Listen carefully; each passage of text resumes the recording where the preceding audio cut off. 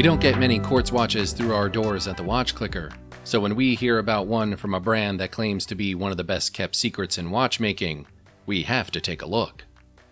Waldan is a New York operated brand with watches that stretch into 5 figures with solid gold cases, but what we're looking at today is more down to earth for the rest of us.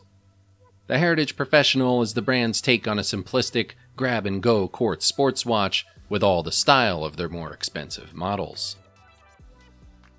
The Heritage Professional packs crowd-pleasing dimensions into an attractive case, coming in at 40mm wide, 47mm lug-to-lug, and only 7mm wrist-to-crystal. The Heritage Professional is slim on the wrist, but does carry contemporary dimensions elsewhere to not look too dainty. One thing I've noticed about a lot of thin watches, quartz or mechanical, is that the lug design is important. Of course, lug design is important on any watch, but on a thin watch, the lugs need to have some character to them as well as a little bit of turn down, otherwise it looks like a little pancake on the wrist. The lugs of the Heritage Professional do have a nice turn down to them, but the elegant shape and design of the lugs is worth taking a closer look. On the side of each lug is a small bump out that matches the shape of the lugs and made me think of the top of the Chrysler Building. Given the brand's connections to New York City, this is either intentional or at the very least carries the themes of the architecture of the Big Apple.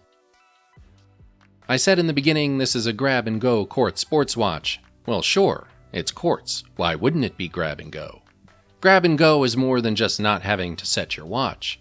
There are plenty of people who coordinate their watches to their outfits, or vice versa. The Heritage Professional gives you the ability to not only throw it on without having to wind and set it, but it'll match with just about any outfit you have on. That is true grab-and-go.